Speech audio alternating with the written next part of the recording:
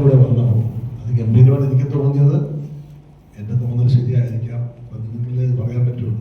നിങ്ങളതുകൊണ്ട് ഈ സിനിമ എത്രയും ആൾക്കാരിലേക്ക് എത്തിക്കുക എന്നുള്ള ഇപ്പോഴത്തെ ഒരു മാധ്യമത്തിൻ്റെ ധർമ്മം അതാണല്ലോ, പ്രത്യേകിച്ച് ഈ സോഷ്യൽ മീഡിയയിൽ കൂടെ. അത് നിങ്ങൾ ചെയ്യുക, നിങ്ങൾ സഹായിക്കുക. Thank you.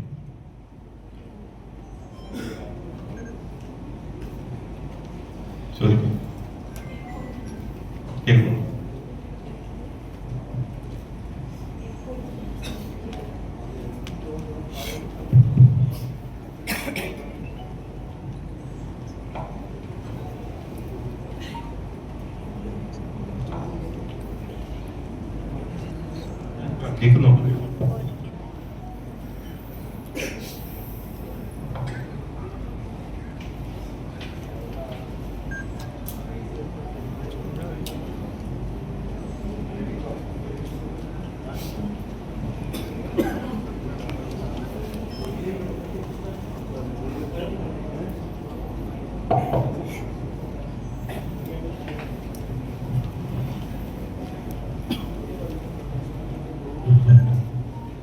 വിജയേട്ടാണ്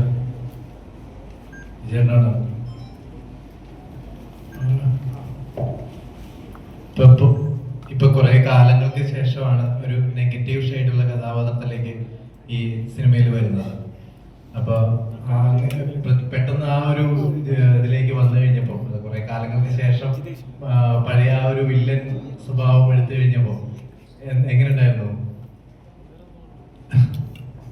എന്നെ സംബന്ധിച്ച് ഞാൻ ഒരിക്കലും പണ്ടും ഇന്നും എന്നും ഒരു കഥാപാത്രം ഒരു വില്ലനായിട്ടോ അല്ലെങ്കിൽ നായകനായിട്ടോ അല്ലെങ്കിൽ കോമഡി കഥാപാത്രമായിട്ടോ ഞാൻ കരുതാറില്ല. ഞാൻ ക്യാരക്ടർ എന്ന് വെച്ചാൽ ആ ക്യാരക്ടർ എന്താണ് എന്നുള്ളത് ഞാൻ വിശ്വസിക്കുന്നു. അയാള് എന്താണ്, അയാളുടെ ധർമ്മം എന്താണ്, അയാളുടെ സ്വഭാവം എന്താണ്, അതിനെ ബേസ് ചെയ്ത് ഞാൻ ചെയ്യുന്നത്. അതിനകത്തൊരു ഞാൻ നന്മ ചെയ്യുന്നൊരു കഥാപാത്രം വെച്ചാൽ ഒരു പ്രത്യേക സുഖമോ മോശമായിട്ടുള്ളൊരു കഥാപാത്രം ചെയ്യുമ്പോഴുള്ള വിഷമമൊന്നുമില്ല. ഞാൻ നല്ല ക്യാരക്ടർ ചെയ്യുമ്പോഴുള്ള സന്തോഷമായിരിക്കുള്ളത്. ഇത് വളരെ കുശാഗ്ര ബുദ്ധിയുള്ള ഒരു ഭയങ്കര ക്രൂക്കഡായിട്ടുള്ള ഒരു പൊളിറ്റീഷ്യൻ, അയാൾ എങ്ങനെയായിരിക്കും? മാത്രമല്ല ഞാൻ ഇങ്ങനത്തെ പല കഥാപാത്രങ്ങളും ചെയ്തിട്ടുണ്ട്. അതിൽ നിന്നൊക്കെ വ്യത്യസ്തമാക്കാൻ ഇത് എങ്ങനെ വ്യത്യസ്തമാക്കും? ഞാനിന്നൊരു ഈ ക്യാൻവാസ് അല്ലേ, ഈ ക്യാൻവാസിൽ എന്തൊക്കെ മാറ്റം വരുത്താൻ പറ്റും? എൻ്റെ കയ്യും കാലും എൻ്റെ മുഖമൊക്കെ തന്നെ അല്ലേ. പിന്നെ മാക്സിമം ഞാൻ ശ്രമിച്ചിട്ടുണ്ട്. അത് എത്രമാത്രം ഉണ്ടെന്നുള്ളത് നിങ്ങൾ വിലയിരുത്തുക. ഞാൻ കഥാപാത്രങ്ങളെ കാണുന്ന അങ്ങനെയാണ്, വില്ലനായിട്ടോ നായകനായിട്ടോ കോമഡി ആയിട്ടോ അല്ല. പക്ഷെ ക്യാരക്ടർ അതെന്താണ്, അയാൾ എങ്ങനെയാണ്, അയാൾ അങ്ങനെയായിരിക്കും, എങ്ങനെയായിരിക്കും, അതാണ് ഞാൻ ആലോചിക്കുന്നത്. ഞാൻ അങ്ങനെയാണ് പ്രവർത്തിക്കാൻ ശ്രമിക്കുന്നത്. ഡയറക്ടറോട് ഈ സിനിമ എടുക്കാൻ നേരത്ത് ഏറ്റവും സംശയം, ഇത് ജനങ്ങളിലേക്ക് എത്തുമ്പോൾ അത് ഏതെങ്കിലും തരത്തില് ഒരു ഒരു കണക്ട് ആവാതെ വരുമോ എന്നുള്ള ഒരു സംശയം എപ്പോഴെങ്കിലും ഉണ്ടായിട്ടുണ്ടോ? അല്ലെങ്കിൽ മാറി ചിന്തിക്കേണ്ടതായിട്ടുള്ള ഏതെങ്കിലും സിറ്റുവേഷൻസ് ഉണ്ടായിട്ടുണ്ടോ? ഇതിന്റെ സ്ക്രിപ്റ്റ് പൂർണ്ണമായിട്ട് തീർത്തതിന് ശേഷമാണ് നമ്മൾ തുടങ്ങുന്നത്. അപ്പോൾ അങ്ങനെ സിനിമയുടെ ടോട്ടാലിറ്റിയിൽ എനിക്ക് അങ്ങനെ ഒരു ഡൗട്ട് ഉണ്ടായിട്ടില്ല. സിനിമയുടെ ആദ്യം മുതൽ അവസാനം വരെ അതിൻ്റെ ഒരു കറക്ഷനെ കുറിച്ചോ ടോട്ടാലിറ്റി ഇല്ല. പക്ഷെ കണക്ട് ആവുമോ വിചാരിച്ച ചില സീക്വൻസുകളുണ്ട്. ഇപ്പോൾ ഇതിനകത്തുള്ള ബിഗിനിങ്ങിലുള്ള ജാഫ്റ്റ സീക്വൻസ്, അത് ഞാൻ അറ്റൻഡ് ചെയ്യുന്നത് ഫസ്റ്റാണ്, അങ്ങനെ ഒരു അറ്റംഷൻ. അതിനുശേഷം ഇന്റർവൽ പഞ്ചിലുള്ള ഒരു സീക്വൻസ് ഉണ്ട്, കാളകളെ വെച്ചിട്ട് ഷൂട്ട് ചെയ്യുന്നത്. അപ്പോൾ അതൊക്കെ കുറച്ച് സ്ട്രെയിൻ എടുത്തും അത് വളരെ സൂക്ഷ്മതയോടും ഷൂട്ട് ചെയ്ത സീക്വൻസുകളാണ്. അപ്പോൾ ആദ്യത്തെ വാർ സീക്വൻസ് ആയാലും ആ ഇന്റർവൽ പഞ്ച് സീക്വൻസ് ആയാലും അത് CG വന്നതിന് ശേഷം അറിയും എത്രത്തോളം അത് കറക്റ്റ് ആവുള്ളൂ. എന്നിട്ട് നമ്മൾ ഓൾമോസ്റ്റ് അത് കുറേ കാളകളെ ഒറിജിനൽ CG ഒക്കെ സപ്പോർട്ട് മാത്രമാണ്, മാക്സിമം ഒറിജിനലായിട്ടാണ് അത് ഷൂട്ട് ചെയ്തിട്ടുള്ളത്. കാളകളെയൊക്കെ കൊണ്ടുവന്ന് തന്നെയാണ് ഷൂട്ട് ചെയ്തിട്ടുള്ളത്. അതിൽ തുടക്കത്തിൽ കുട്ടികളെ വെച്ച് ഷൂട്ട് ചെയ്യുമ്പോൾ ആഫ്റ്റർ സീക്വൻസിൽ ഗൺ ഫയറും അതെല്ലാം കുറച്ച് അത് ഷൂട്ട് ചെയ്ത് അതിൻ്റെ ഔട്ട്പുട്ട് എങ്ങനെ വരും എന്നുള്ള ടെൻഷനുണ്ട്. പക്ഷെ അത് മാക്സിമം അത് നോക്കി ചെയ്തത് സക്സസ് ആയി നമുക്ക് തോന്നുന്നു. ഇന്ദ്രൻസേട്ടിലേക്ക് എത്താനുള്ള ഒരു പ്രധാന കാരണം എന്തായിരുന്നു? ഇതിനകത്ത് കുറെ ചില കഥാപാത്രങ്ങൾ അതിന്റെ സ്ക്രിപ്റ്റ് സ്റ്റേജിൽ തന്നെ, സ്ക്രിപ്റ്റ് തുടങ്ങുന്നതിന് അതിന്റെ ഏകദേശം ഒരു കഥയുടെ രൂപമാകുന്ന സമയത്ത് തന്നെ ഈ ക്യാരക്ടർ ഇന്നയാണ് ചെയ്യണം എന്ന് തീരുമാനമായ കുറെ കഥാപാത്രങ്ങളുണ്ട് ഇതിനകത്ത്.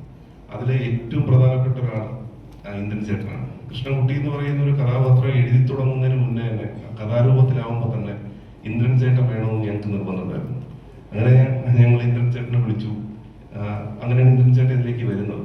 അപ്പോൾ എൻ്റെ ഒരു ടെൻഷൻ ഷൂട്ടിംഗ് തുടങ്ങപ്പോൾ ഇപ്പം സിനിമ കണ്ടതുകൊണ്ട് പറയാം, ഈ ഷൂട്ടിംഗ് തുടങ്ങി കുറച്ച് കഴിയുമ്പോൾ തന്നെ ഇന്ദ്രൻ ചേട്ടൻ ഇതിൻ്റെ ക്ലൈമാക്സ് സീക്വൻസുകളും അതൊക്കെ ഷൂട്ട് ചെയ്യുമ്പോൾ എനിക്ക് ഇന്ദ്രൻ ചേട്ടനെ വെച്ച് ചെയ്യാൻ കുറച്ച് വിഷമമുണ്ടായിരുന്നു. കാരണം ഇന്ദ്രൻ ചേട്ടൻ ഫിസിക്കലി കുറച്ച് കഷ്ടപ്പെട്ടിട്ടുണ്ട് അതിനൊക്കെ വേണ്ടി. ആ വീഴുന്ന സീക്വൻസും ആ ഫയർ ചെയ്യുന്നതൊന്നും CG സപ്പോർട്ടല്ല, അത് മാക്സിമം അത് ഗൺഫയർ എല്ലാം അങ്ങനെ വെച്ചിട്ട് ഷൂട്ട് ചെയ്തേക്കുന്നതാണ്, ബുള്ളറ്റ് എല്ലാം നെഞ്ചിന് വെച്ച് ഷൂട്ട് ചെയ്യുന്നതാണ്. അപ്പൊ അതൊക്കെ ചെയ്യിപ്പിക്കാൻ കുറച്ച് വിഷമമുണ്ടായിരുന്നു. പക്ഷെ അത് ഇന്ദ്രൻ ചേട്ടൻ ഒരിക്കലും അത് നോന്നോ എനിക്ക് ചെയ്യാൻ പറ്റില്ല എന്നും ഇന്ദ്രൻ ചേട്ടൻ ഒരുപാട് അതിനു വേണ്ടി കഷ്ടപ്പെട്ടിട്ടുണ്ട്.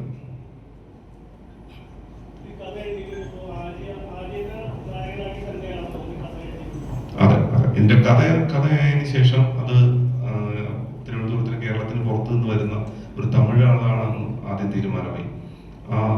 വെട്രി എന്ന് പറഞ്ഞ കഥാപാത്രം രൂപമാകുമ്പോൾ തന്നെ നമ്മുടെ ഡിസ്കഷനിൽ വന്ന ആദ്യത്തെ പേര് ആര്യ സാർ തന്നെയാണ്. അങ്ങനെയാണ് ആര്യ സാറിലേക്ക് പോകുന്നത്. അതെ, ഞാൻ പറഞ്ഞില്ല, ഇതിനകത്ത് ഈ സിനിമയിൽ ഓൾമോസ്റ്റ് ഒരു 90% ക്യാരക്ടേഴ്സും നമ്മൾ എഴുതുമ്പോൾ ഇന്ന ആള് വേണം എന്നൊന്ന് നിർബന്ധപൂർവ്വം എഴുതിയ ആളാണ്. അങ്ങനെ ഇതിന്റെയൊക്കെ ഒരു വളരെ ഏർലി സ്റ്റേജിൽ വിളിച്ചിട്ടുള്ള ഒരാളാണ് സാബുക്ക്. അതുപോലെ തന്നെ ഈ മുരളീകൃഷ്ണന്റെ അമ്മയായിട്ട് അഭിനയിക്കുന്ന ചേച്ചിയുടെ ഭയങ്കര പെർഫോമൻസ് ആയിരുന്നു. ഇപ്പോ നിലനിൽക്കുന്ന അമ്മമാരിലെ അമ്മേനെ തന്നെ കാസ്റ്റ് ചെയ്തത് ശരിക്കും പറഞ്ഞു കഴിഞ്ഞാൽ കഥാപാത്രം ഏറ്റെടുത്ത് ഭംഗിയായിട്ട് തോന്നുന്നു. അതെ അതെ, ആ അമ്മ രണ്ട് കാര്യങ്ങളാണ്. ഒന്ന്, ആ ഏജിലുള്ള ഒരു അമ്മ അതുപോലെ ഒന്ന് വേണം. രണ്ട്, നമ്മളവിടെ ഫോട്ടോ വയ്ക്കാൻ തീരുമാനിച്ചത് സത്യൻ സാറിന്റെ ഫോട്ടോയാണ്. അപ്പൊ സത്യൻ സാറിന്റെ ഫോട്ടോ വെക്കുമ്പോൾ ആ കാലഘട്ടത്തിൽ അഭിനയിച്ചിരുന്ന ഒരു അമ്മ വേണമെന്ന് നമുക്ക് നിർബന്ധമുണ്ടായിരുന്നു. അപ്പൊ അത് കുറച്ചുകൂടി റിലേറ്റ് ചെയ്യും എന്ന് വെച്ചിട്ടാണ് അമ്മയെ വെച്ചത്. അതുകൊണ്ട് അപ്പാനിഷത്തിന് സെന്റിമെന്റ്സ് ഡയലോഗാണ് കൊടുത്തത്. പഞ്ചായത്ത് ദുബായുടെ ശേഷം അപ്പാനി അത് പെർഫെക്റ്റ് ആയിട്ട് ചെയ്തിട്ടുണ്ടായിരുന്നു. എന്ത് തോന്നുന്നു അതിനെ പറ്റി പറയുന്നത്? അതെ, ഇതിനകത്ത് ശരത്തെല്ലാം നന്നായിട്ട് എല്ലാവരും ശരത്ത് അത് ഗംഭീരമാക്കി. അതുപോലെ ഇതിനകത്തുള്ള ഓരോരുത്തരും അത് ആ ക്യാരക്ടേഴ്സ് അതാണ് ഞാൻ പറഞ്ഞത്, നമ്മൾ എഴുതുന്ന സമയത്ത് നമുക്ക് ഇന്ന ആള് വേണമെന്ന് തീരുമാനിച്ചിരുന്നത് കൊണ്ട് തന്നെ അവരെയൊക്കെ ഓൾമോസ്റ്റ് എനിക്ക് കിട്ടുകയും ചെയ്തു. എല്ലാവരും 90% മേളിൽ അവരെ തന്നെ കിട്ടുകയും ചെയ്തു. അതുകൊണ്ടാണ് അത് എഴുതിയൊരാൾ ചിലപ്പോൾ ആ ആളല്ല വേണ്ടിയിരുന്നെങ്കിൽ ചിലപ്പോൾ പറ്റില്ല. ശരത്തൊക്കെ ഇതിന്റെ വെരി ഏർലി സ്റ്റേജിൽ ഇതിനകത്ത് ഇന്ന ആളാണ്. ശാന്തിയിലേക്ക് എത്തുന്നത്, ശാന്തിയുടെ ക്യാരക്ടർ ഭയങ്കര പവറുള്ളതായിരുന്നു. അപ്പോ ശാന്തിയിലേക്ക് ഈ പറയുന്ന ശാന്തി തന്നെയായിരുന്നു എഴുത്തിലും. ശാന്തിയുടെ കഥാപാത്രത്തിന് ഞങ്ങൾ ഇങ്ങനെ ആരാണ് എന്നിങ്ങനെ നോക്കിയിരുന്നു. അപ്പൊ ശാന്തിയുടെ